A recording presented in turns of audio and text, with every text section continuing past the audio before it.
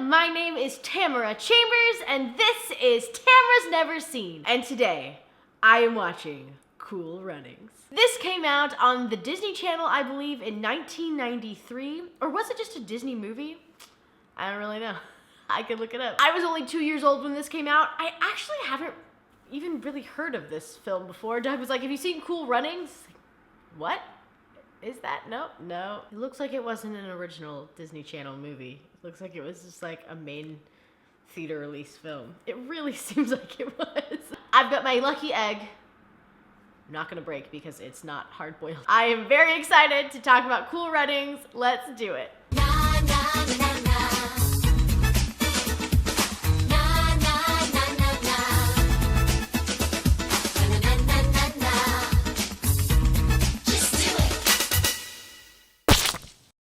Okay, I absolutely loved this movie. It started out and it looked like it was gonna be a little dated and a little cheesy, and it totally was, and it was totally okay. I think that they did a really good job with storytelling, a really good job with the characters. I really loved the main four guys. And I was watching it alone, and throughout watching it, I would just say to myself like, oh, I'm loving this.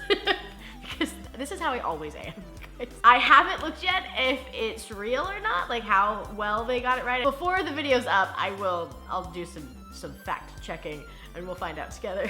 You all probably know already. The story is about a man who wants to run track for the Olympics for Jamaica, and him and two others trip in the finals to get into the Olympics, and so desperate to get into the Olympics, they start a bobsled team. John Candy plays a bobsled coach who in his glory days earned 2 gold medals himself for bobsledding. He just sits there and drinks Red Stripes and bets on things and plays pool in Jamaica. Sounds like a dream life, honestly. But I think it really works well. He's excellent in it. The movie opens up on our lead training for the race, and I got my first chuckle of the film before the opening credits stopped rolling. So it was a good omen starting out. You see him running by, and one of the ladies in his town goes, handsome as a lion, that one. I could watch that backside all day. I was like, yeah, nice. She knows what's up. Senka is great. I think he was really funny. I loved the Senka, are you dead? Yeah, man. Same somehow. So like I said, him getting into the Olympics for track gets ruined, but then he hears about John Candy's character being there and goes and tries to make something of bobsledding. I really enjoy that it's based off of a true story, and I want it to be mostly true. I'm hoping it's mostly true. I feel like Disney is gonna crush my spirits when I find out that it's not mostly true. I just continuously loved Senka's character, and I loved when he found out that bobsledding was in winter, and he's like, as in ice? As in ice. Winter as in ice. As in igloos and Eskimos and penguins. That kind of ice. As in ice. That was me when I got to Chicago. So yeah. Yes. So the film has a lot of montages. There's the montage of trying to get John Candy to coach them. Then there's a montage training them. And then there's a montage raising money. And it's very Disney montage. Here we go. We gotta get to the actual race portion. So let's just get this stuff out of the way. I love that they keep so positive, and there's a lot of lessons being learned throughout. They only have $5,000 for their sled. Somebody gets them an old training sled, and so they get this piece of junk. And the lead character is still so optimistic. He's like, it's beautiful, and he's so excited just to be there, and so grateful, and it's so endearing. Also, some of the lessons that they taught, people were making fun of them for their sled and for their outfits, and just for never have being there. and for various other things, racist things. And one of them was like, why? And the tough, broody one was like, well, we're different. People always are afraid of different.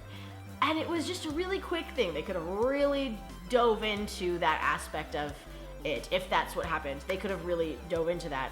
But it was just like we're also dealing with this crap. Kind of throwaway, it's in there a little bit. I loved it. I think that the writing was thoughtful, and it's so cheesy. And it feels like a Disney film, but it feels, I don't know, genuine still. There's also a moment where Yul Brynner thinks that he's gonna get out of Jamaica and out of the town. He's shaming all of them. And he's like, I'm gonna live here. And he pulls out a picture of the Buckingham Palace. He doesn't know that it's the Buckingham Palace. And they're all like, the Queen lives there, man. Like, you're not gonna live there. And it really breaks his spirit for a moment. And then Junior comes over, who Ewell has been picking on the whole time. And Junior's like, no, we need people like this, man. Find your castle. And he gives them the thing back. And I was like crying. It was so thoughtful and sweet and cute. And I just put, oh, now we're line dancing in a cowboy bar. There's the Disney I know. This happens to turn into one of my favorite scenes in the whole film though. The Germans are picking on them because Disney always has to have a bad guy, and in this film it's the German team for some reason. And they're just super rude to them because they're like the popular bobsled team. But Junior's like very down on himself, and he's also facing like some things with his father. And Yul Brynner goes in and he's like, no man, no. You gotta look at yourself in the mirror and you gotta say this back to yourself. I see pride, I see power, and I see a badass mother who don't take crap from nobody. Yes, I loved this part. And I also love when it comes back into the end when the father comes and confronts him and he finally stands up for himself. The friendship that they developed, like they were obviously gonna be friends. They're the bobsled team, so they start off as enemies, then they become friends. It's very Disney, but it's just, it really made me happy. It really worked well. Then we get a very Disney cowboy bar fight. Another, like, it's just good feeling after good feeling after good feeling. Even in the end, when it's not a good feeling, it's a great feeling. They qualify for the finals, and then you see the 3 different races, and they do terrible, and they do great, and then they're doing really great, and then their terrible $5,000 bobsled falls apart, and they pick it up, and they carry it across, and it was so good. I imagine that part is real. That's what inspired the film, is that this Jamaican bobsled team, unlikely, makes it to the finals, is in the Olympics, their thing falls apart, and then they carried it across. I imagine if there's any truth to this, it's that. The bad guys become respectful friends, the Germans, and Junior's father is there wearing a Jamaican shirt, cheering them on, and they make it to the finish line. John Candy feels a sense of pride for having done something good, somehow redeeming himself for cheating all those years ago. It wrapped up very abruptly, and it wrapped up super Disney. But I loved it. It was so feel-good. I love feel-good movies. Oh my, I'm such a sucker for feel-good films. And this was definitely one of them. I didn't care that it was dated. I just loved it. Lipstick on my egg. It's a real lucky egg. Oh, man. It's a feature Disney film. Not much in it actually happened in real life. Oh no. The team was recruited from the Jamaican army. They weren't track stars. Oh, the movie also depicts the Jamaican bobsledders as outcasts, but in real life, they were welcomed warmly at the 1988 Olympics. Oh, they didn't carry it to the finish line. Feel the rhythm, feel the rhyme, get on up, it's bobsled time was made up. Well, that's disappointing. You will relate so hard to the Calgary airport scene. Yes, Marissa. You will find yourself far more moved by the ending that you would expect from a 90s comedy. Yes. I wasn't expecting to enjoy this as much. A lot of people said that it was going to be dated, which it totally is, but for some reason it just struck a chord and I really enjoyed it. I'm not smoking, I'm breathing. Yup, Chicago winter. Just prepare for a lot of Jamaican stereotypes and probably John Candy's best dramatic work. I don't know what else I've seen John Candy, and I know that I have seen him in something else, but I don't know what it was. And then yes, there were a lot of Jamaican stereotypes. It was very Disney Jamaica.